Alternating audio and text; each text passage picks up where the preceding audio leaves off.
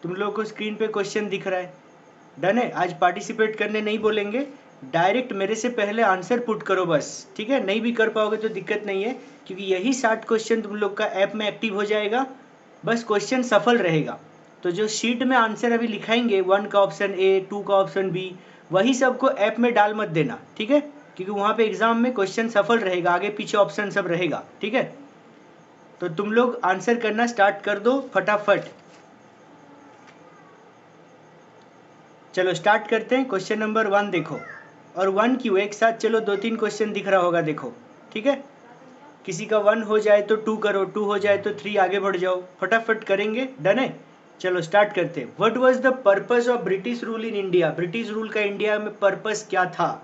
Agriculture development के लिए सोचो, नहीं हो सकता है ना? To develop basic industries in India, to develop infrastructure, नहीं, to reduce the country to be a feeder economy, to promote British interest. मतलब सिंपल हम लोग एक सेंटेंस लिखे थे, for the benefit of British, not for the benefit of India, ठीक है? तो बी होगा ऑप्शन, ठीक है? मेरे से पहले अगर कॉपी में लिख पा रहे हो तो बेटर है, नहीं भी लिख पा रहे हो तो नॉट टू वरी, मेरे साथ ऑप्शन सब देख लो, समझ लो, सबकॉन्शियस माइंड में लोड हो जाएगा। आफ्टर दैट तुम लोग जब ऐप में एग्जाम दोगे तब और गूगल सर्च ना करना पड़े, ठीक है? मेरे साथ अभी डिस्कशन सेशन है, सोचो। डन है? चलो क्वेश्चन नंबर 2, स्वेज कैनल। ये बहुत जन सकोगे, ये हो चुका है ना चैप्टर पहले भी। ये स्वेज कैनल कौन सा था, ईयर बताओ तो, याद है? 69, यस, 1869। यहाँ पे ऑप्शन बहुत बेटर है, 1818 करके है, 1969 लिख देगा एग्जाम में, तब कंफ्यूज मत होना, ठीक है? तो 2 का ऑप्शन सी होगा। चलो क्वेश्चन नंबर 3,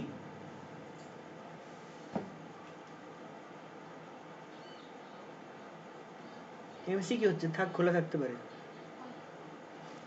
चलो क्वेश्चन नंबर 3 क्या होगा? Workers from which of the following sector do not produce goods? कौन सा सेक्टर का वर्कर गुड्स प्रोड्यूस नहीं करता है? अच्छा क्वेश्चन, सोच समझ के। कौन सा सेक्टर गुड्स प्रोड्यूस नहीं करता है? Yes, service sector, banking, insurance, warehouse, advertisement, packaging, ये सब है सर्विस इंडस्ट्री, ठीक है ना? ए होगा option. Question number 4, the export surplus during the British rule was used. जो भी एक्सपोर्ट में सरप्लस फायदा होता था उसको किस काम में यूज किया जाता था? एक्सपोर्ट से जो सरप्लस होता था उसको किस काम में यूज किया जाता था? ऑल ऑफ दिस तो बाद में पढ़ना, पहले एक एक आइटम पढ़ लो। To import invisible item, invisible item mean services, ठीक है? सर्विसेज इंपोर्ट करना। To meet expenses on war fought by the British government, to make payment for expenses incurred by an office set up by the colonial government in Britain। Britain का खर्चा India का surplus से करेगा, ठीक है? All of this होगा answer. कोई भी ऐसा क्वेश्चन अगर कंट्रोवर्शियल लगे तुम लोग को ये आंसर नहीं होगा तो बस कॉपी में टिक लगा के रखो, ठीक है? वो सब मेरे को आफ्टर क्लास, मतलब क्लास के बाद सेंड करो। चलो क्वेश्चन नंबर 5, धीरे धीरे स्पीड करेंगे।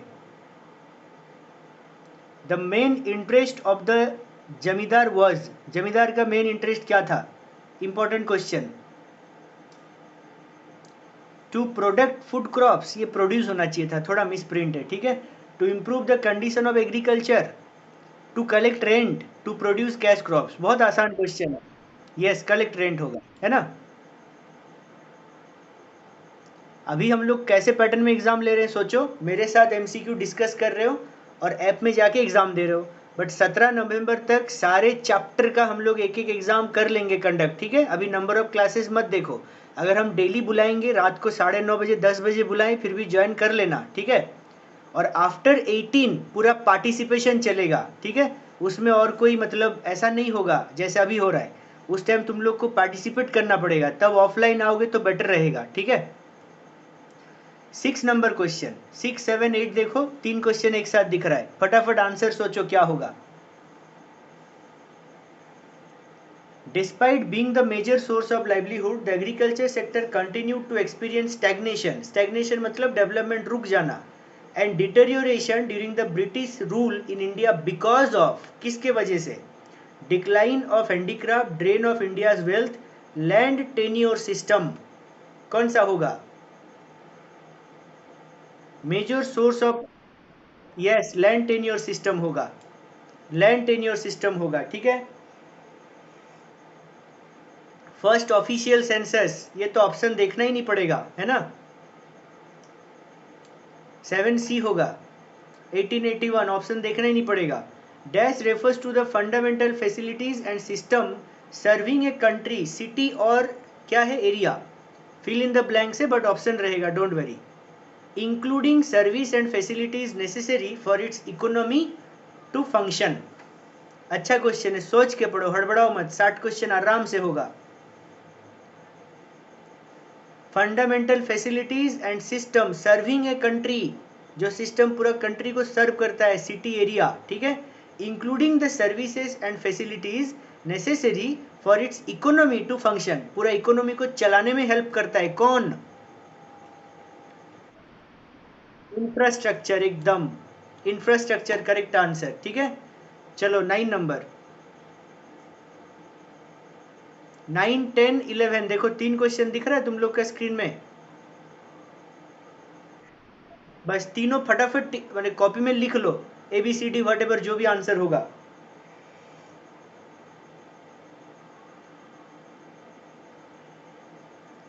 फटाफट चलो, अब हम आंसर बोल रहे, लिखना हो गया होगा, ठीक है, जल्दी करोगे। During the British rule high mortality rate was due to, high mortality rate के पीछे का रीजन क्या था? What is the reason behind high mortality rate? हम ऑप्शन सब पढ़ चुके। D, both inadequate public health facility and occurrence of frequent natural disaster, ये होगा ऑप्शन। हम एक बहुत गंदा बात अभी बोलेंगे, इसको फॉलो मत करना एग्जाम में, ठीक है, बट कोशिश करना, जब तुक्का मारोगे, जब कोई काम ही नहीं आ रहा, ऑप्शन समझ ही नहीं आ रहा है, तो कोशिश करना कि जो ऑप्शन में ना ज़्यादा लिखा हुआ है, थोड़ा ज़्यादा मतलब लिखा हुआ है ना, उसी को आंसर टिक लगाने का कोशिश करना। ये बहुत गंदा मतलब है, हम जानते हैं, इसको एक्सेप्ट मत करना, बट जब कुछ काम ना आए तो इसको काम में लाना, ठीक है। Question number 10, Indian economy on the eve of independence was, कैसा था? On the eve of independence Indian economy कैसा था? बहुत सिंपल क्वेश्चन है। डेवलप्ड और डेवलपिंग तो नहीं था, तो under developed, yes, and stagnant होगा, सी होगा option. Question number 11, infant mortality rate of India at the time of independence, बहुत बार लिख चुके हैं, मेरा 28 पेज का नोट्स में भी है, 218 पर 1000, बी होगा option 11B। What does the export surplus means, export surplus का मतलब क्या है? What do you mean by export surplus?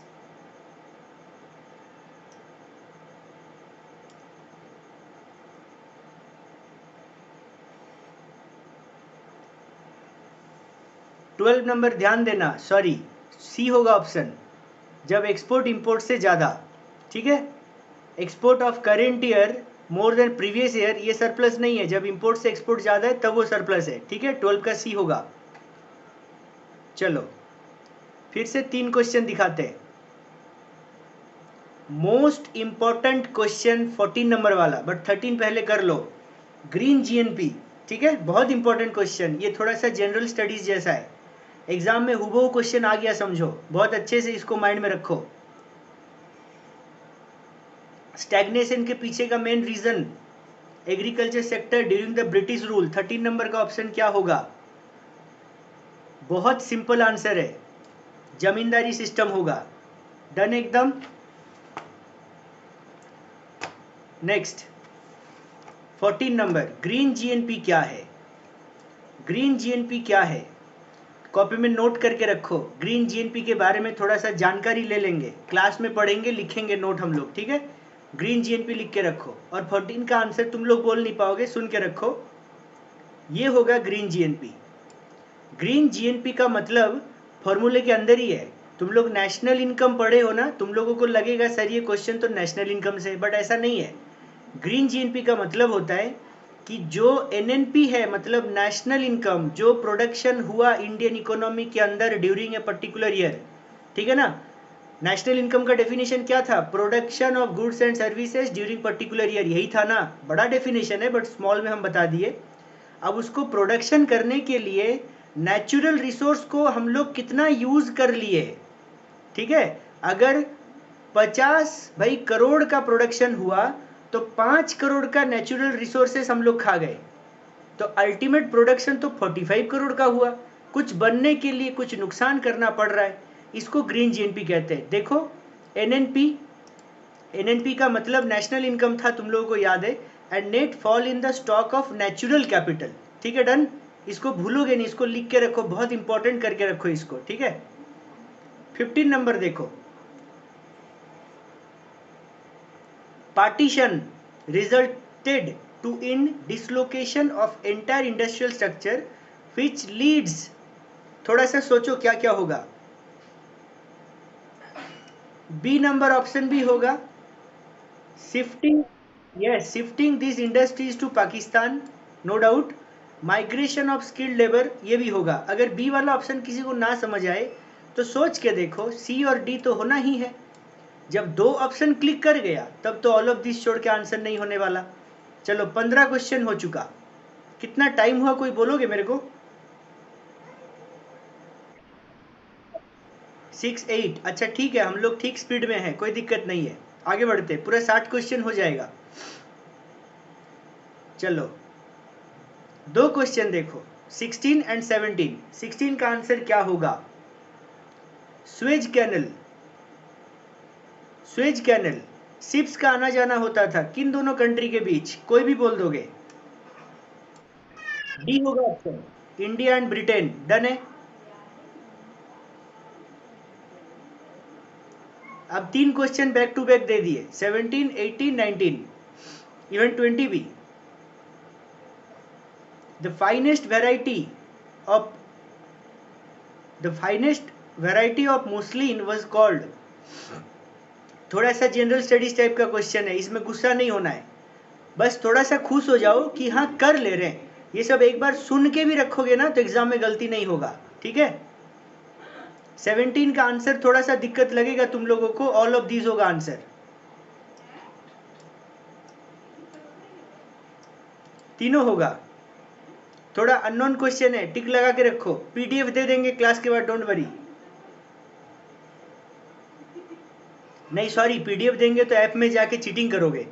PDF हम 17 नवंबर के बाद देंगे, क्योंकि सारा एग्जाम कोई आज वाला जैसे on the eve of independence है ना, ये लगभग आई थिंक 18 नवंबर तक एक्टिव होगा। तुम लोग ऐप में देख पाओगे कौन सा एग्जाम कब तक एक्टिव है। 18 नंबर देखो, 18, 19, 20 तीनों क्वेश्चन का आंसर सोच लो, 2 मिनट का टाइम दिए, 3 क्वेश्चन और 2 मिनट। क्या तुम लोग को चिल्लाने का आवाज आ रहा है क्या?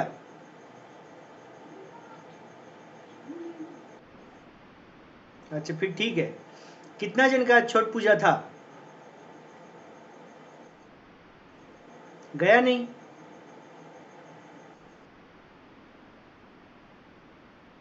अच्छा अच्छा, ठीक है चलो, हम भी जाएंगे, मेरा भी इनवाइट है। मतलब हम भी बहुत मानते हैं इसको, बट छुट्टी नहीं दिए, हमको लगा हो जाएगा, 1 घंटे का बाद है, ठीक है। मैं 1 घंटे का बाद था। बट बट तुम लोग, बट अगर तुम लोग इस टाइप का कोई भी ओकेजन में, अगर तुम लोग सब थोड़ा सा ग्रुप में बात करके मेरे को मैसेज करोगे सर टाइम चेंज कर दीजिए, तो हम जरूर करेंगे, ठीक है। ये बड़ा बुरा लगता है कि कोई ओकेजन में छुट्टी दिए और कोई ओकेजन में नहीं दिए, क्योंकि छठ पूजा है तो सबका भाई, सब जाता है, हम भी जाते हैं। बट एकदम 20 डेज बाद एग्जाम है ना, तो मैं हम भी कंफ्यूज होकर आज क्लास रख दिए, ठीक है। चलो 18 अब शुरू हो जाते हैं, एक बार हम पढ़ लेते हैं तीनों question. Which service remained through out इनएडिक्वेट under the colonial regime. Regime का मतलब एक टाइम ड्यूरेशन होता है, ठीक है, रेजिम का मतलब टाइम ड्यूरेशन होता है। इनएडिक्वेट, ये सब थोड़ा याद रखना पड़ेगा। पोस्टल सर्विस, ठीक है। 19 डेमोग्राफिक ट्रांजिशन, बहुत बार पढ़ चुके हैं ये हम लोग, बहुत इजी क्वेश्चन है, कोई पार्टिसिपेट कर दो तो क्या होगा? डेमोग्राफिक ट्रांजिशन,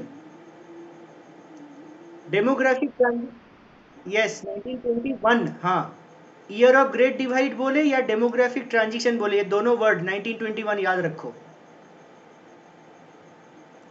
चलो 20, structure of an economy is revealed bye, कोई भी इकोनॉमी का स्ट्रक्चर कैसे रिवील होता है। 20 number, relative presence of public and private sector, public and private sector का प्रेजेंस, इकोनॉमी को दो पार्ट में डिवाइड किया गया। याद करो जब क्लास स्टार्ट किए थे तब बोले थे इकोनॉमी को दो पार्ट में डिवाइड किया गया, पब्लिक सेक्टर और एक है भाई प्राइवेट सेक्टर, ठीक है। Labour force in different occupation, occupation तीन क्या क्या था, कोई बोल पाओगे। ऑक्यूपेशनल स्ट्रक्चर क्या क्या था तीन, कोई बोल पाओगे। एग्रीकल्चर, इंडस्ट्री और service, agriculture sector, industrial sector और सर्विस सेक्टर, ये तीनों ऑक्यूपेशनल स्ट्रक्चर है। Relative roles of large scale and small scale industries, तो ये ऑल ऑफ दीज होगा, इसका आंसर ऑल ऑफ दीज होगा।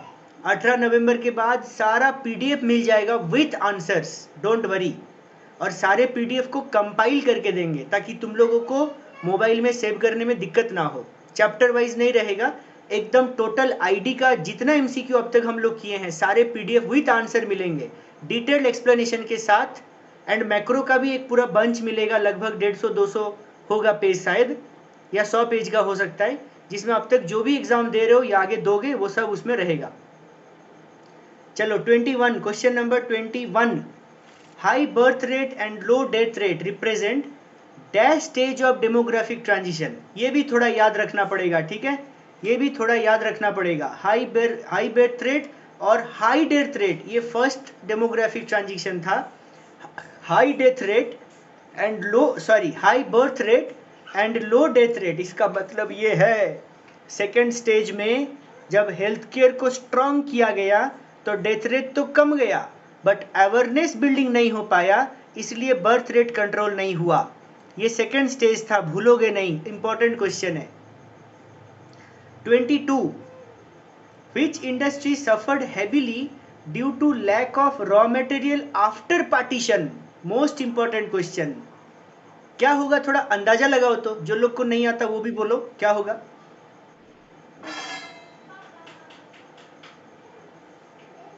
Due to lack of raw material, jute होगा, यस जूट होगा। 22D होगा, क्लियर एकदम। चलो 23 इस एसर्शन रीजन, चलो तुम लोगों को एक एसर्शन रीजन से रिलेटेड बात बताते हैं, ठीक है, ध्यान से सुनना। हम बहुत एक्सपेरिमेंट करके ये समझे कि स्टूडेंट को एसर्शन रीजन का क्वेश्चन गंदा नहीं लगता। कब गंदा नहीं लगता मालूम, जब ऑप्शन इस टाइप का होता है, असर्शन ट्रू रीजन ट्रू, ठीक है, assertion false reason false, assertion true reason false, assertion false reason true. अगर ये चार ऑप्शन है तो गंदा नहीं लगेगा, बट ऑप्शन के साथ एक बार नोटिस करो, ये 23 क्वेश्चन में ये जो बट के बाद जोड़ देता है ना कि R is not the correct explanation of A, ये जोड़ देने से स्टूडेंट को गुस्सा आ जाता है, बोलो हाँ के ना। खाली ट्रू फॉल्स बोले, असर्शन ट्रू है या रीजन ट्रू है या दोनों ट्रू है बोलो तो इजीली आइडेंटिफाई कर सकते हैं, बट रीजन असर्शन का लिंक है कि नहीं ये जब दे देता है तो गुस्सा आ जाता है। करना क्या है देखो कि असर्शन पढ़ो पहले, रीजन पढ़ो, ट्रू फॉल्स आइडेंटिफाई कर लो। ट्रू फॉल्स आइडेंटिफाई करने के बाद हम बोल रहे हैं 80% क्वेश्चन में ना ये बट वाला पोर्शन को पढ़ना नहीं पड़ता। कैसे पढ़ना नहीं पड़ता देखो एक बार, ठीक है, एक बार क्वेश्चन पढ़ के हम समझाते। असर्शन पढ़ो, असर्शन पढ़ो, द फ्रेंच ट्रैवलर जो भी है ये Bernier describe Bengal as richer than Egypt, producing amply for self consumption as exporting abundance। बाप रे कितना टफ लैंग्वेज है, सोचो।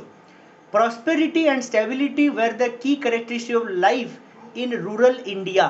थोड़ा सोच के बताओ, ट्रू फॉल्स तो छोड़ दो, आर का रीजन का असर्शन के साथ कोई लेना देना नहीं है। एक्सप्लेनेशन वर्ड पे मत जाओ, रिलेशन पे जाओ, क्या दोनों का एक दूसरे के साथ रिलेशन है, नॉट रिलेटेड, ठीक है। तो सोचो ट्रू फॉल्स पढ़ना ही नहीं पड़ेगा।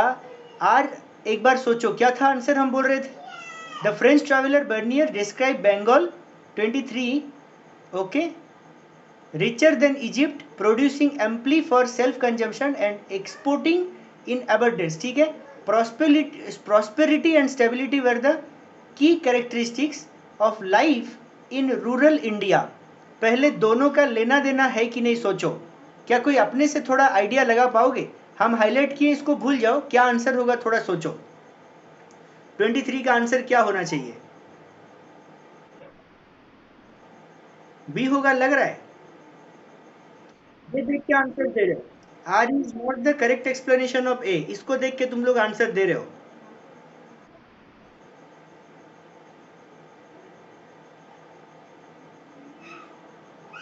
एक बार सोचो बंगाल के बारे में क्या कहा गया. बंगाल के बारे में क्या कहा गया पढ़ो. For self consumption.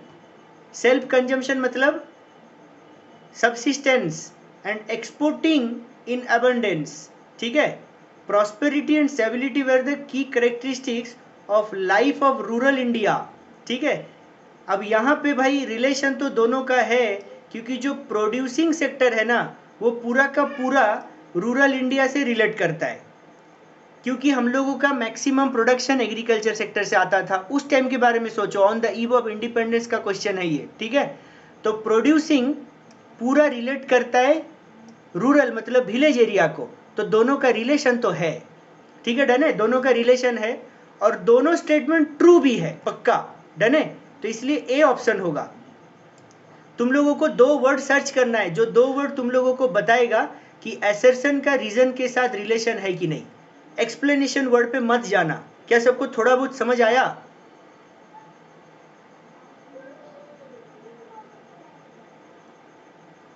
अब और एक टाइप का असर्शन रीजन हम मतलब बता रहे, सुन कर रखो. कभी भी अगर तुम लोगों को दिख जाए ना कि असर्शन गलत है, असर्शन फॉल्स है, तो देखो कितना आसान बन जाता है. अगर सोचो ये वाला क्वेश्चन में असर्शन फॉल्स होता, सर्च करके देखो चारों में डी में असर्शन फॉल्स है, आगे और पढ़ना नहीं पड़ता रीजन करेक्ट है कि नहीं, रीजन का असर्शन के साथ रिलेशन है कि नहीं, क्योंकि और कोई ऑप्शन में असर्शन फॉल्स तो है ही नहीं. इस तरह पूरा क्वेश्चन पढ़ना नहीं पड़ता. उस टाइप का क्वेश्चन भी आएगा. देखो आगे, ठीक है. 24 देखो. दो चार क्वेश्चन डाले हैं असर्शन रीजन का, इसमें थोड़ा टाइम लगेगा, थोड़ा टाइम देके करो, फिर फास्ट हो जाएंगे हम लोग. अभी टाइम कितना हो रहा है कोई बोलो तो. ठीक है चलो 24 थोड़ा बुद्धि लगाओ. 24 25 दोनों क्वेश्चन खोल दिए. दोनों स्टेटमेंट को देखो, ट्रू फॉल्स है कि नहीं देखो, दोनों में रिलेशन है कि नहीं देखो बस. The Indian economy is pointing towards backwardness and stagnation. 24 सोच के बोलो. सबसे पहले सोचो, ये तो ट्रू स्टेटमेंट है ना. इंडियन इकोनॉमी बैकवर्ड है, स्टैग्नेशन है, ये तो ट्रू स्टेटमेंट है, इसमें कोई डाउट नहीं है. जैसे ही ये ट्रू हो गया, अब थोड़ा सा जाओ ऑप्शन में, रीजन मत पढ़ो, ऑप्शन में जाओ और देखो असर्शन ट्रू कहाँ कहाँ लिखा हुआ है.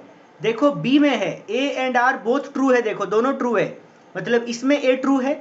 और सी में देखो ए ट्रू है, मतलब हम लोग 50-50 कर लिए. ए और डी नहीं होगा गारंटेड, बी और सी में से एक आंसर होगा. अब चलो रीजन पढ़ना पड़ेगा, है ना, क्योंकि दोनों में ए ट्रू लिखा हुआ है ना, तो अब रीजन पढ़ना पड़ेगा. चलो अब रीजन पढ़ो. Low maintenance and high growth oriented investment on the eve of independence. यार on the eve of independence में हाई ग्रोथ ओरिएंटेड इन्वेस्टमेंट था. उस हम लोग तो इंडिपेंडेंस के बाद 1990 तक सदमे में थे. कितना जन को याद है बोलो. इकोनॉमिक रिफॉर्म्स तो 1991 के बाद हुआ. क्या हाई ग्रोथ ओरिएंटेड इन्वेस्टमेंट ये सच बात है? बोलो यस और no. On the eve of independence बोला. अगर 1991 के बाद बोलता तो ट्रू मान लेते, but on the eve of independence है तो ये फॉल्स स्टेटमेंट है. अब बोलो किसी का माने दुनिया का कोई ताकत सी होने से नहीं रोक सकता. बोलो यस और नो. क्या समझ आया ट्रिक? ये R is not the correct explanation of A, ये वाला हिस्सा पहले पढ़ने ही मत जाना. पहले ट्रू फॉल्स ही तुमको 80% टाइम में ना, 80% टाइम में ट्रू फॉल्स ही तुमको हेल्प कर देगा. चलो 25 कोशिश करते हैं. हम जो आइडिया बोले उसमें 25 का आंसर सोचो तो कितना जन सोच पा रहे हो. चलो 2 मिनट दे दिए, कोई दिक्कत नहीं है. सोचो क्या होगा 25 का answer. During the British regime India's export exceeded imports implying a surplus of balance of trade. सही बात है, एक्सपोर्ट ज्यादा था, इंपोर्ट कम था, सरप्लस ट्रेड हुआ था, होता था. ये ट्रू स्टेटमेंट है। जैसे ही ट्रू दिख गया ना, अब चारों ऑप्शन में असर्शन ट्रू कहां पे है ढूंढो। देखो ऑप्शन ए बोल रहा है ए एंड आर ट्रू, मतलब ए यहां पे ट्रू है, ठीक है। ऑप्शन बी में ए आर दोनों ट्रू, यहां भी ए ट्रू है। ऑप्शन सी में ए ट्रू, मतलब फंस गए, ये वाला क्वेश्चन टफ है भाई। ए बी सी तीनों में असर्शन ट्रू है, डी नहीं होगा, इतना तो बच गए, डी नहीं होगा कंफर्म। चलो रीजन पढ़ते हैं। अब रीजन थोड़ा पढ़ो। Trade surplus was used for the growth and development of the country. यार इंडिया का डेवलपमेंट में यूज होता था या ब्रिटिश का डेवलपमेंट में?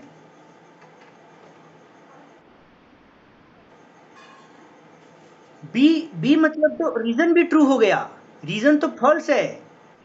यस बोलो अब, true explanation of A, true explanation of A, not true explanation of A, ये लाइन का कोई काम ही नहीं है। बुद्धि में जा रहा है सबका, समझ पा रहे हो? चलो 3 असर्शन रीजन का क्वेश्चन में हम जो भी आइडिया दिए, थोड़ा बहुत डर क्लियर हुआ कि नहीं पहले बोलो। चलो और 2 से 3 क्वेश्चन है, ठीक है। थोड़ा बाकी लोग भी पार्टिसिपेट कर रहे हैं, 1-2 जन बोल रहे हो, शुभम है और आयुषी है और बीच में अनन्या शायद बोली थी। बाकी लोग, रिंसू शुरू में चिल्ला दिया फिर चुप हो गया, कहाँ पे?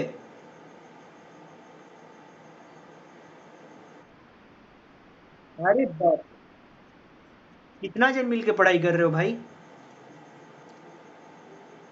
चलो 26 पढ़ते हैं। 26 और 27 दो क्वेश्चन।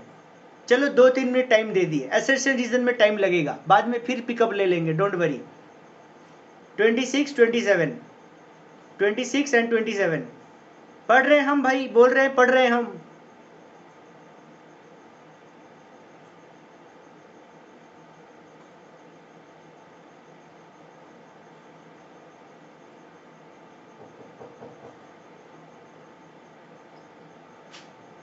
कौन है वो? अरे भाई देखो, सर सर ऐसे मत बोलिए। ऑनलाइन का कमाल, साइड में ये रिकॉर्ड हो जाएगा सब। अरिंसु को छोड़ के आ गया। नहीं सर, वो आज छठ में गए हुए थे ना, हाँ तो रिप्रेजेंटेटिव पापा का हम बन के गए थे। अच्छा, अरे तेरी भाई। इसीलिए आज हम बोले कि हमको ट्यूशन है, पापा बोले ठीक है तुम निकल जाना। अब जब वहाँ चल गए, हाँ सूप उठाने वाला लड़का है, तो सूप उठाने के लिए बहुत नियम होता है ना सर। अच्छा अच्छा कहीं रास्ता में रख नहीं सकते ना सूप, अच्छा, चलना चालू किए तो लेके इसमें चलने पड़ते हैं। ठीक है चलो हम लोग इसको खत्म करें, पढ़ेगा कि जाएगा? अरे बाप रे, क्या हुआ इसको? राम राम रिंसू तुमको है। देखते ही लग गया? हाँ ठीक है, वहां रख दे भाई। याद से हाँ सर, थैंक यू, भूल मत जाइएगा। ओके। हाँ सर, इसका वीडियो देख लेना, रिकॉर्ड हो जाएगा, रिंसू से ले रहे हैं। ठीक है। और अगर घर में नहीं वीडियो देख पा रहे हो, ट्यूशन आ जाओ, एलसीडी लगाएंगे, ठीक है बैठ के एमसीक्यू करना, वीडियो देखना, ठीक है।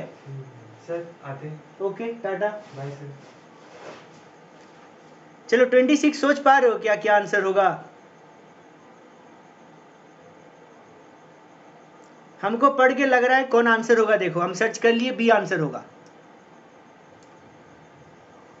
बी आंसर होगा। कितना जन पकड़ पाए हो पहले बोलो फटाफट।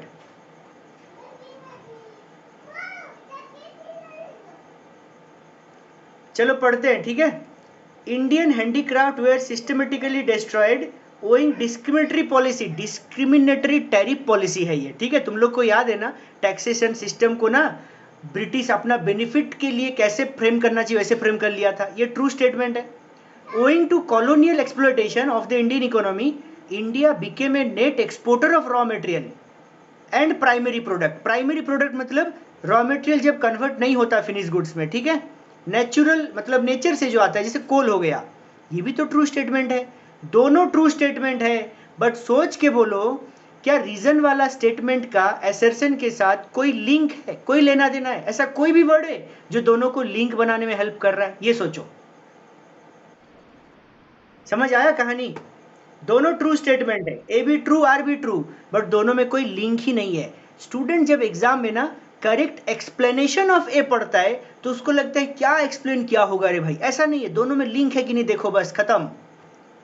चलो बी होगा ऑप्शन 27। 27 क्या होगा? 27 यही हम दिखाने वाले थे कुछ कुछ क्वेश्चन में ना, ट्रू एक्सप्लेनेशन है कि नहीं, ये पढ़ना ही नहीं पड़ता। कैसे, देखो कितना आसानी से आएगा। India was more of a consumer than a supplier of material for finished goods. सोच के बोलो, क्या India on the eve of independence या ब्रिटिश रूल के टाइम में, क्या इंडिया फिनिश्ड गुड्स को सप्लाई करता था ब्रिटेन को या रॉ मटेरियल को? रॉ मटेरियल ना। अच्छा, India was more of a consumer than a supplier of material of finished goods. अच्छा, और एक बार, India was more of a consumer than a supplier of material for finish goods. ओए, finish goods नहीं बोला है, material for finish goods बोला है। Finish goods का सप्लायर यहां नहीं बोला जा रहा है, रॉ मटेरियल बोला जा रहा है। फिनिश गुड्स वर्ड को यहां से रिमूव कर दो एकदम, ये तुमको कंफ्यूज करने के लिए फिनिश गुड्स लिखा हुआ है। Material for finish goods. क्या हम लोग रॉ मटेरियल का कंज्यूमर थे? बोलो। अब समझ आया, कहानी समझ आया क्या? रॉ मटेरियल तो हम लोगों से ले जाता था वो लोग, तो एसर्शन फॉल्स है। बोलो हाँ कि ना। अब चारों में ढूंढो, चारों में ढूंढो। ए में असर्शन ट्रू बोल रहा है, नहीं होगा। बी में असर्शन ट्रू नहीं होगा, सी में असर्शन ट्रू नहीं होगा, डी में असर्शन फॉल्स है। रीजन पढ़ना ही नहीं पड़ेगा। बोलो, क्या क्लियर हुआ असर्शन रीजन का क्वेश्चन? अब बोलो, असर्शन रीजन का क्वेश्चन में लगभग 60-70% डर कमा कि नहीं? बस हम तुम लोग को 4-5 है बोले थे, बट टोटल 8 से 10 या 12 क्वेश्चन था, तो 30 या 32 में खत्म हो जाएगा। और थोड़ा कर लो, ग्रिप आ जाएगा। देखो 28, ये भी सोचो क्या होगा। मस्त क्वेश्चन है 28। Famines were uncontrolled in the Indian economy during British rules. Rapid means of transport facilities, the rapid movement of food grain to the famine affected areas. 28.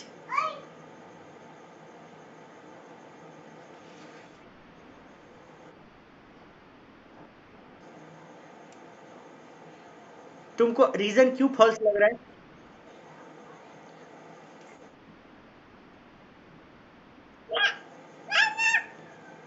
সবাইকে গুড ইভিনিং বলে দাও। Good evening. কেউ তোমাকে দেখতে পাচ্ছে না, তো এইদিকে এসো, এইদিকে, कम हियर। आ गई तुम लोग को एंटरटेन करने।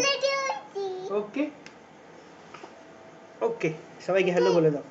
हाय all of you. Hello. Hi all of you. I love you ना, all of you. Love you. Okay, all of you, very good. बोला हैप्पी छठ पूजा। हैप्पी छठ पूजा। नमो नमो করে দাও। All the best. The best. ভালো করে, অল দ্য বেস্ট, জোরে। All the best. জোরে, শুনতে পাচ্ছে না ওরা। অল দ্য বেস্ট জোরে বলে দাও। আচ্ছা, ওকে বাই করে, হ্যাঁ ওরা পড়ছে এখন না, ডিস্টার্ব করতে নেই, है ना? তাহলে চলে যাও, ওকে বাই করে দাও। Okay bye. Okay bye. বাবা তুমি বলা हुआ। Okay, thank you so much. बस ये उसका बात मान लिए, उसको लेके बात करवा दिए, तो वो खुद बोल रही है बाबा तुम्हें पढ़ाओ, हमें आस्ची। और अगर पहले ही जा बोल देते, उधर जाके रोने लग जाती, पूरा पढ़ाना बर्बाद हो जाता। अच्छा देखो, फिर से रिटर्न आते हैं हम लोग, है ना? रीजन तो करेक्ट है भाई। Rapid means of transport facilities, rapid movement of food grains famine affected areas में, ये तो एकदम सच बात है ना? कहाँ कहाँ पे? हाँ, rapid means of transport facilitated the rapid movement of food grains. क्या ये स्टेटमेंट ट्रू नहीं है?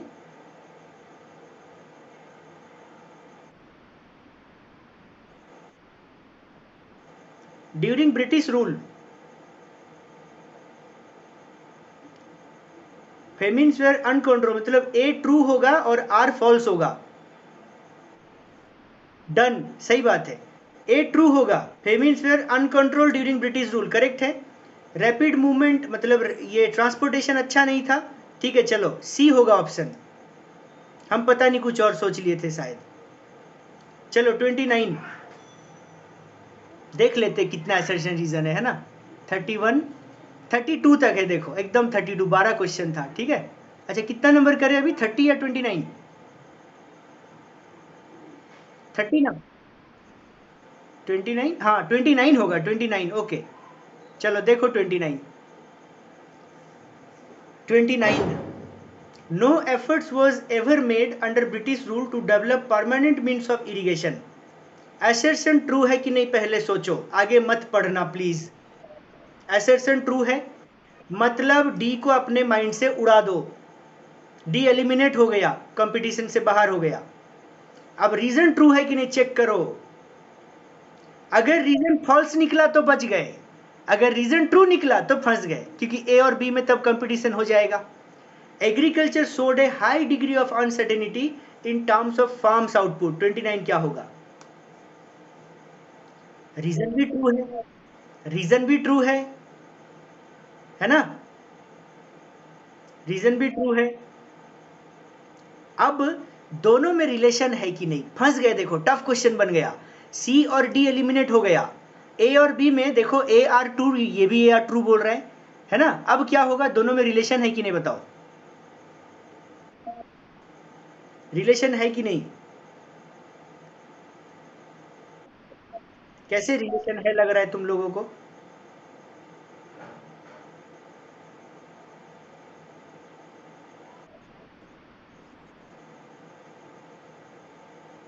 हाई डिग्री ऑफ अनसर्टेनिटी, ध्यान से सुनो, तुम लोगों को ये लग रहा है कि इरिगेशन और एग्रीकल्चर, ये दो वर्ड को तुम लोग जोड़ रहे हो, क्योंकि इरिगेशन एग्रीकल्चर में होता है तो लिंक है, यही तो।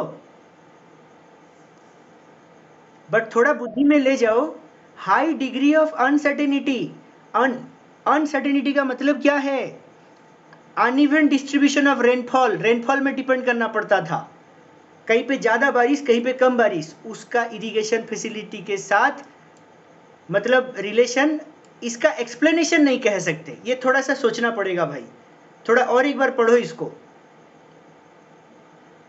Agriculture showed a high degree of uncertainty in terms of farm output, production में अनसर्टेनिटी था, ये दोनों का रिलेशन नहीं है, R is not the correct explanation of A, R correct है, ए करेक्ट है, बट आर ए का करेक्ट एक्सप्लेनेशन नहीं है।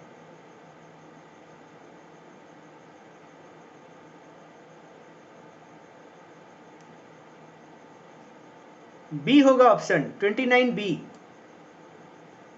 अब किसी को डाउट हो तो थोड़ा बोलो ना, क्या है, उसके बाद बहुत फास्ट हो जाएगा, 60 क्वेश्चन हो जाएगा, टेंशन नहीं है।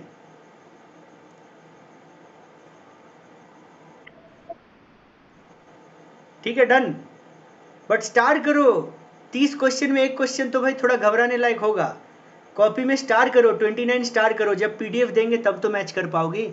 अरे ऐप में एग्जाम सफल होगा, बट जब पीडीएफ देंगे तब तो सफल नहीं होगा, सबका पीडीएफ सेम होगा। चलो 30, बस और 3 असर्शन रीजन है, 30 नंबर क्या होगा, huge administrative expenses were incurred by the British government to manage their colonial rule in India, true statement है, ए ट्रू स्टेटमेंट है, तो डी कंपटीशन से गया, डी कंपटीशन से बाहर हो गया। अब थोड़ा रीजन पढ़ते, huge expenses were incurred by the British government to fight wars in pursuit of their policy of imperialism, बाप रे, इंपेरियलिज्म लिख के रखो ये वर्ड को, मीनिंग सर्च करना।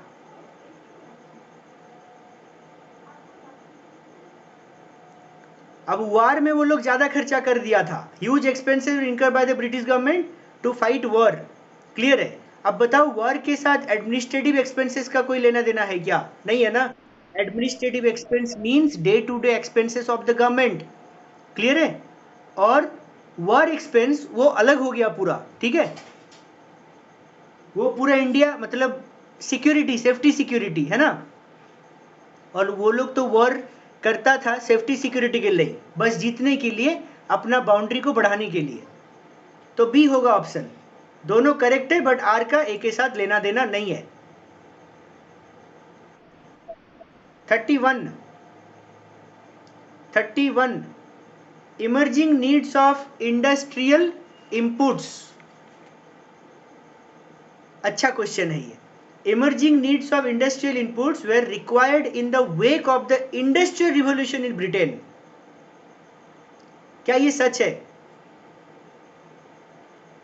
emerging needs of the industrial input, industries में जो लगता है, इनपुट मतलब जिसके बिना इंडस्ट्रीज नहीं चलेगा, इंडस्ट्रियल रिवॉल्यूशन इन ब्रिटेन, ये ट्रू स्टेटमेंट है. India's wealth of raw material and primary product cotton jute rises. ये फॉल्स है कि नहीं?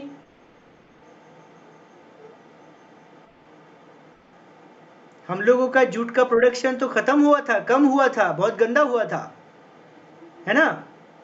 और रॉ मटेरियल बढ़ा नहीं था, रॉ मटेरियल तो चला जाता था ब्रिटेन को. तो बस सी होगा option A true but R false.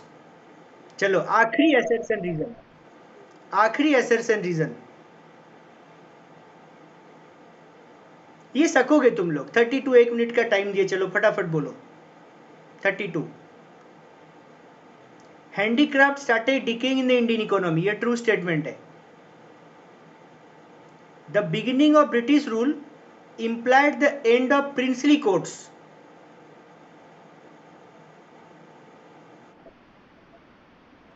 ये भी ट्रू है, दोनों ट्रू है, दोनों ट्रू है.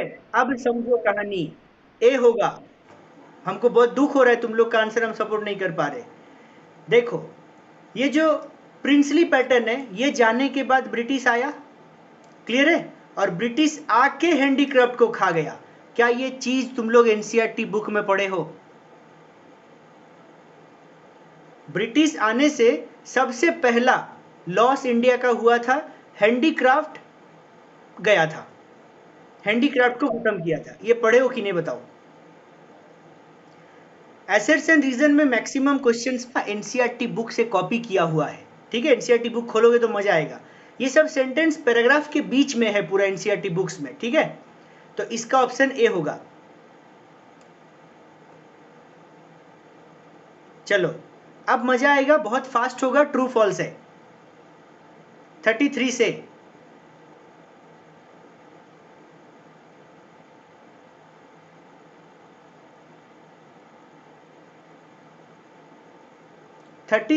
37 यहां तक.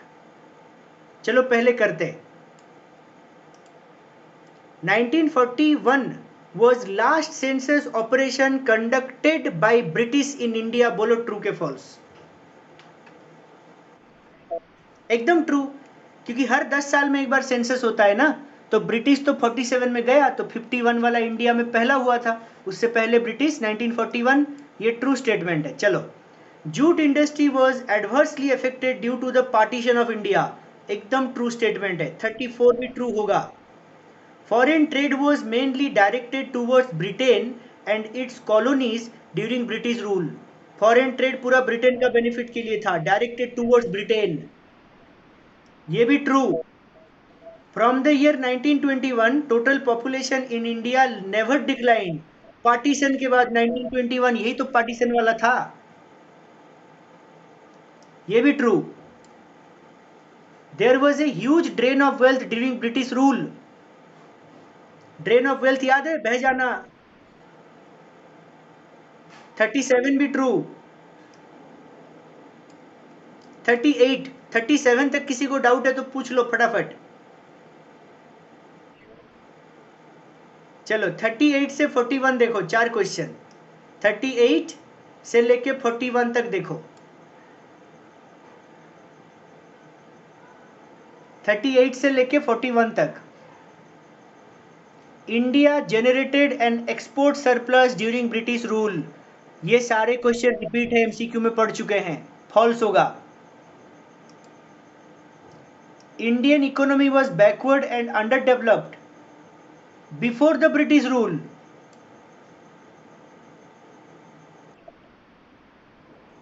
India generated and export surplus during British rule बोला है. On the eve of independence होने से ट्रू बोलते रहे.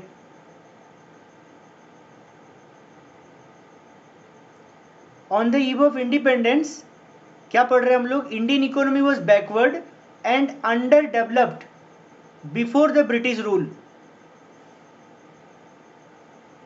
ब्रिटिश रूल से पहले बोल रहा है, on the eve of independence से पहले नहीं।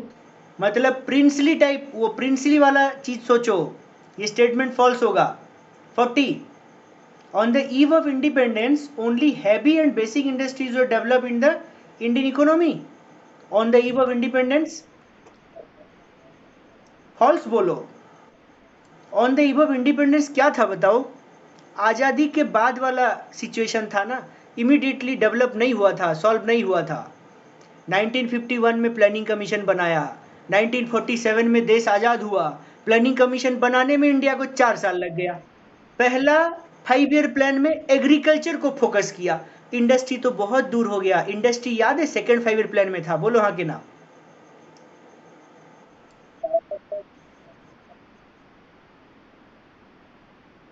नहीं बन चुका था, ये पर डेवलप लिखा है ना, developed in the Indian economy.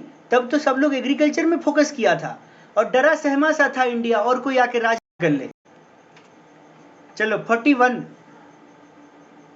41 बोलो क्या होगा? The positive effect of British rule was a monopoly on foreign trade. ये पॉजिटिव इफेक्ट है, बात तो सच है, लेकिन ये तो पॉजिटिव इफेक्ट नहीं है, ये तो नेगेटिव इफेक्ट है। फॉल्स होगा कि नहीं? चलो 42, during British period India was treated as a colony supplying raw material to British industry. ये ट्रू स्टेटमेंट है, बच्चा लोग का क्वेश्चन है ये। चलो बस और 8 क्वेश्चन बचा, क्या नहीं 18 क्वेश्चन बचा। क्या सबका पेशेंस है? टाइम कितना हो रहा है देखो, 6 पर। टाइम आराम से 7 बजे तक हो जाएगा, ठीक है, पेशेंस रखो। तुम लोग याद करो, हम लास्ट क्लास में तुम लोगों को बोले थे, इस टाइप का क्वेश्चन अगर दिख जाए, बड़ा सा पैराग्राफ दिया हुआ है, ठीक है, पहले पैराग्राफ पढ़ोगे या सीधा क्वेश्चन में जाओगे? सीधा क्वेश्चन में जाओगे। 43 से 48 5 क्वेश्चन, 43, 44, 45, 46 6 क्वेश्चन है टोटल। 6 में से 3-4 क्वेश्चन पैराग्राफ से रिलेटेड नहीं होते, डायरेक्टली आंसर आ जाएगा। देखो चेक करके, कोशिश करते, इतना बड़ा पैराग्राफ है देखो। थोड़ा 43 पढ़ो, 43 थोड़ा पढ़ो, टाइम दे रहे हैं, थोड़ा सा टाइम लगेगा और, बट 7 बजे तक हो जाएगा आई होप, ठीक है। 43 थोड़ा पढ़ो क्वेश्चन, टाइम दे रहे हैं 1-2 मिनट। स्क्रीन क्लियर है ना सबका? पढ़ो।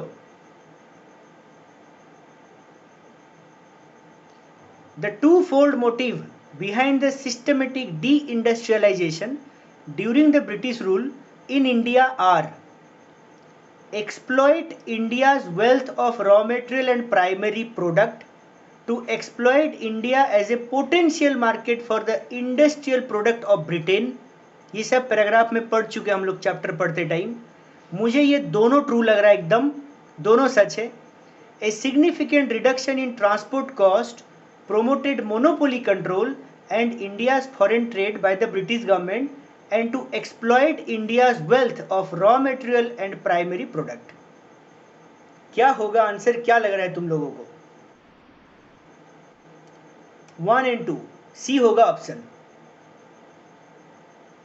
अगर किसी को पढ़ना है ना ये वाला पैराग्राफ, थोड़ा इसको पढ़ सकते हो एक बार, चलो पढ़ लेते हैं, ठीक है, एक बार पढ़ लेते, बट एग्जाम में डायरेक्टली क्वेश्चन अटेंड करना, फिर एक बार रीड कर लेना, ठीक है।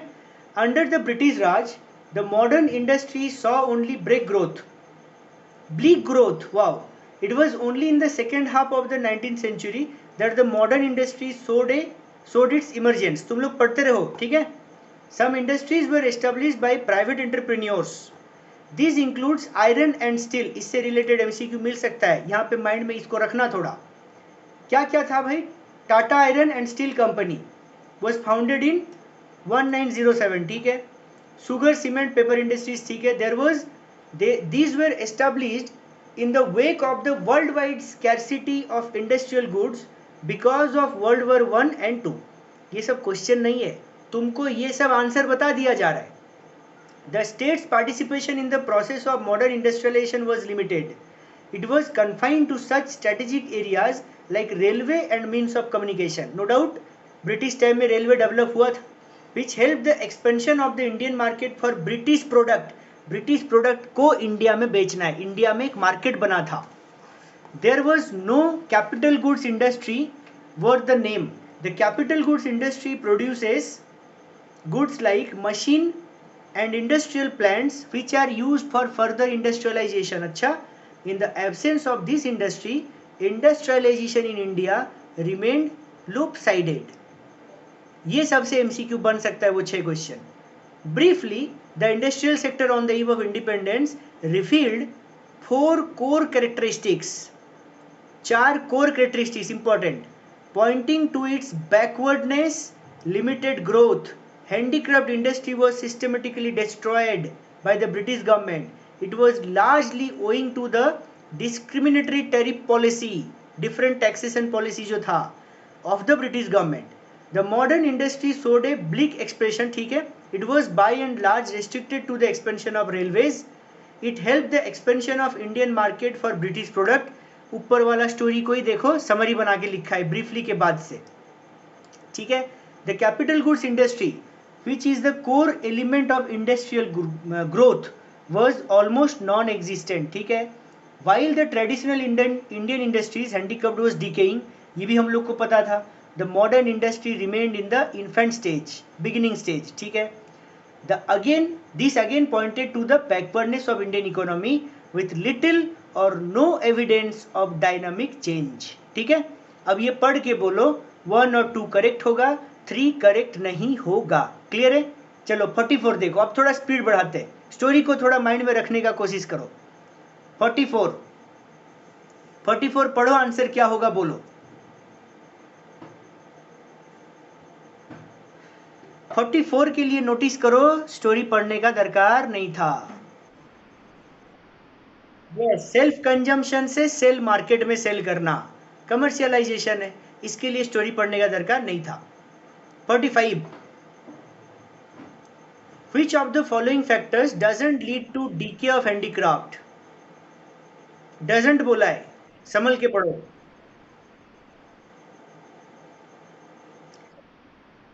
नहीं, इंट्रोडक्शन ऑफ रेलवे का इंट्रोडक्शन नहीं होगा. हैंडीक्राफ्ट डीके होने के पीछे क्या रेलवे दोषी था क्या? Following factor doesn't lead to decay, वो डजंट लीड टू बोला है.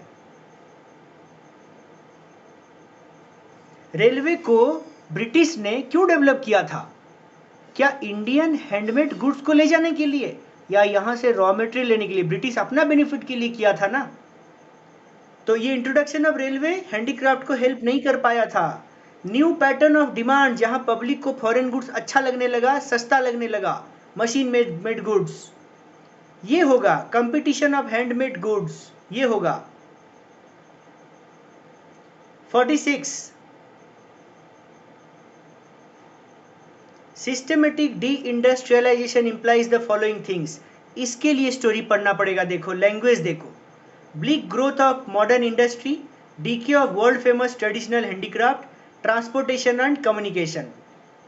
अच्छा, ट्रांसपोर्टेशन कम्युनिकेशन तो ब्रिटिश अपना बेनिफिट के लिए डेवलप किया था, तो 1 और 2 आंसर होगा ना, 1 और 2 करेक्ट होगा.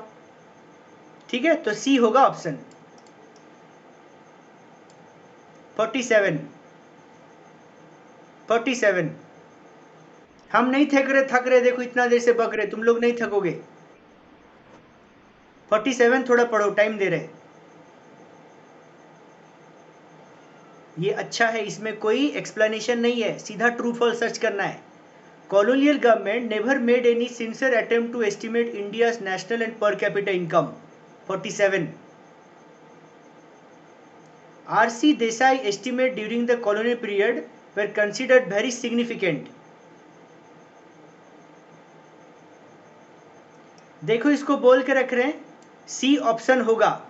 हो सके तो रफ में लिखो अगर लिख पाओगे कम टाइम में, बट पीडीएफ में जब हम 18 नवंबर के बाद पीडीएफ देंगे ना, तब यही वाला 47 में ये वाला क्वेश्चन रहेगा. तो अभी 47 को अपना कॉपी में स्टार कर लो, तो 18 नवंबर के बाद ये क्वेश्चन सब दोबारा देख पाओगे. चलो 48,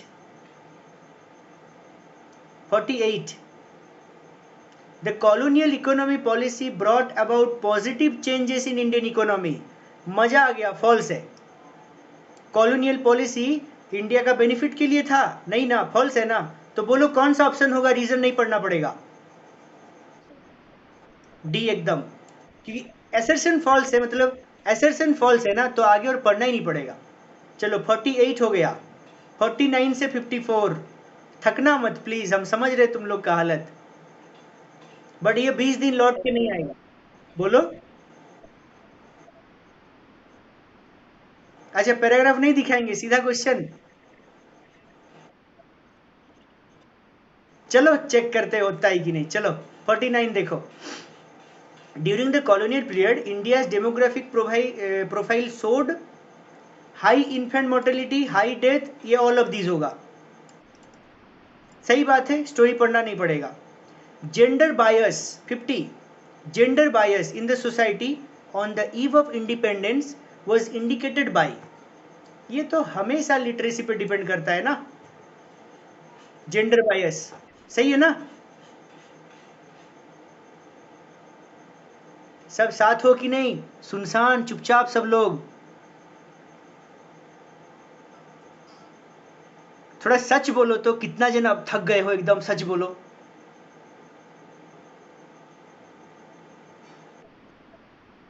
एकदम हम समझ रहे हैं, फिर भी 20 दिन है बस, और 7 से 8 क्वेश्चन है, सह लो थोड़ा सा, ठीक है? हम थक गए तो तुम लोग क्यों नहीं थकोगे? चलो next. During the colonial rule India was dash of finish products from Britain. Finish product बोला है। During colonial rule India was dash of finish product from Britain और टू ब्रिटेन, दोनों। इंपोर्टर होगा क्या? इंपोर्टर होगा?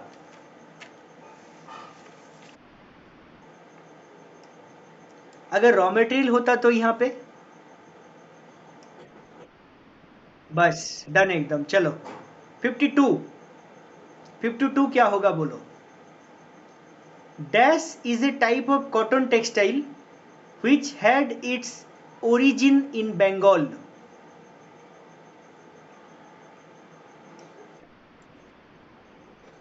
याद रखो थोड़ा। प्रोडक्शन सबसे ज्यादा बोले तो झूठ होगा, ठीक है, बट ओरिजिन इन बंगाल बोला है ना, तो ये ऑप्शन बी करेक्ट ऑप्शन होगा, ठीक है।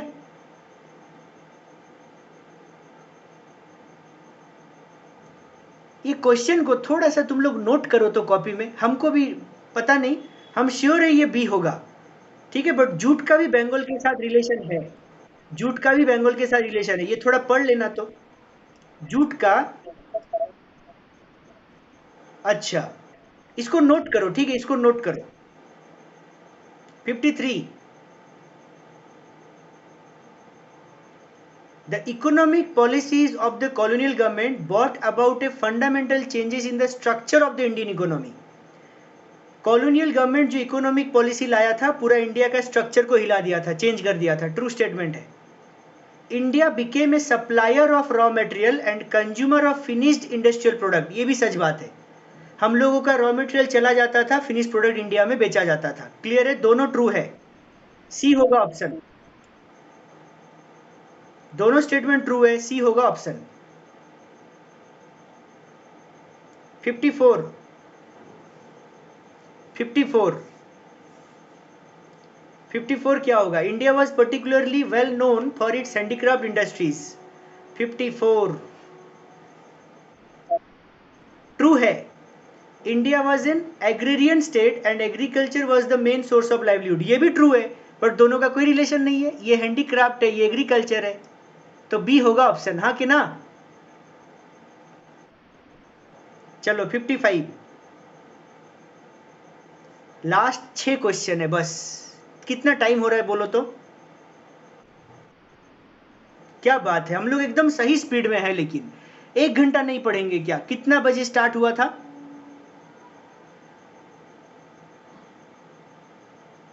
देखे हो घड़ी कोई? पूरा 6 बज गया होगा।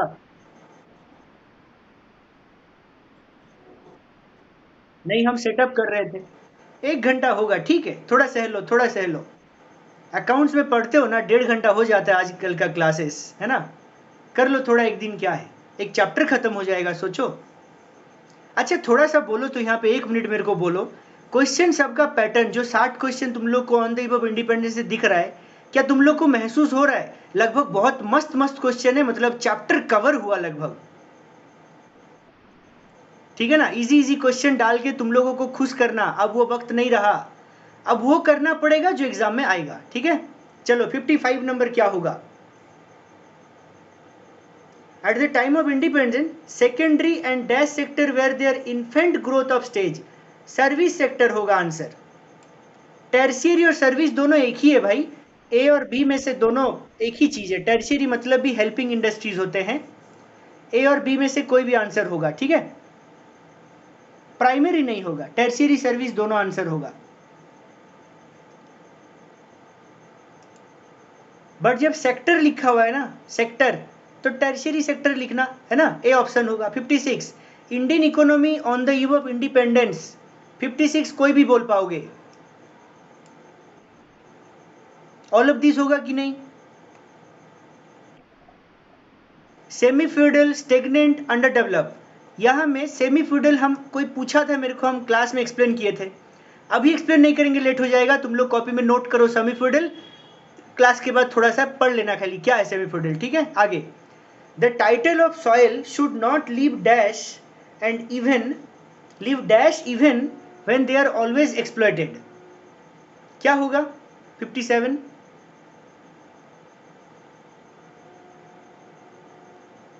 Title of soil should not leave agriculture, D होगा ऑप्शन। एनसीईआरटी का लाइन है, ये सेंटेंस है, मत पूछना सर ऐसा गंदा सेंटेंस क्यों है, एनसीईआरटी का सेंटेंस है, ठीक है। बट डोंट वरी, हम जो भी कराए हैं ना अब तक, एनसीईआरटी बुक पढ़ना भी नहीं पड़ेगा, सब कुछ कवर्ड है, मेरा गारंटी है, ये भरोसा रखो। और जो लोग सैंपल पेपर ले चुके हो, अभी नाम नहीं लेंगे, रिकॉर्ड हो जाएगा, वो लोग सैंपल पेपर से पढ़ो और थोड़ा मेरे को बोलो क्या एक भी ऐसा क्वेश्चन आया वहां पे जो हम लोग एमसीक्यू सेशन में नहीं किए हैं, या ऐप में जो एमसीक्यू एग्जाम लिए हैं उसमें नहीं आया है। हम तुम लोग को गारंटी दे रहे हैं, हम लोग सारे सैंपल पेपर से हाईफाई क्वेश्चंस प्रैक्टिस किए हैं। सैंपल पेपर जो लोग कर रहे हो वही लोग समझ पाओगे। अगर न्यू क्वेश्चन मिल जाए तो व्हाट्सएप में मुझे देना, ठीक है। और कौन लोग वो जेरोक्स सब लोगे मेरे को थोड़ा सा मैसेज कर देना, क्योंकि बार बार जेरोक्स दुकान जाएंगे नहीं, एक ही बार करेंगे, ठीक है। 58 बस 3 आखिरी question. Stagnant economy is one which shows, क्या होगा 58, ए होगा। ग्रोथ भी लो, प्रोडक्टिविटी भी लो। 59 the economic policy pursued by colonial government in India promoted our country's economic interest, एकदम गलत है। The colonial government never made any sincere attempt to estimate India's national and per capita income, true है। कौन सा option होगा, ए होगा। आखिरी question, रिंसु बच गया। India's economy had various kinds of manufacturing activities before the colonial period,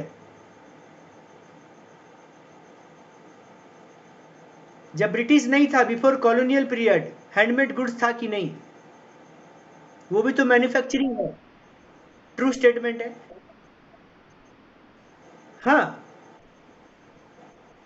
देखो, various kinds of ही होगा, बट उसमें से हैंडीक्राफ्ट सबसे ज्यादा था, इसका मतलब हैंडीक्राफ्ट छोड़कर कुछ नहीं था, ऐसा तो नहीं था ना।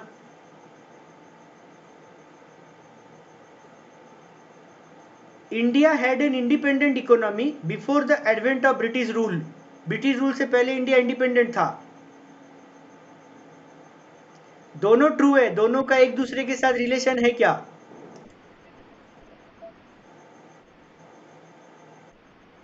रिलेशन है मेरे भाई, हड़बड़ाओ मत, लास्ट क्वेश्चन है, हड़बड़ाओ मत।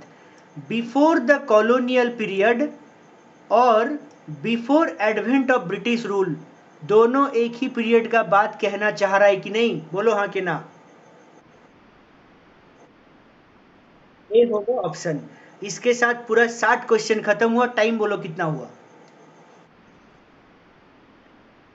बोलो एकदम। टाइमिंग पक्का सही है कि नहीं बोलो।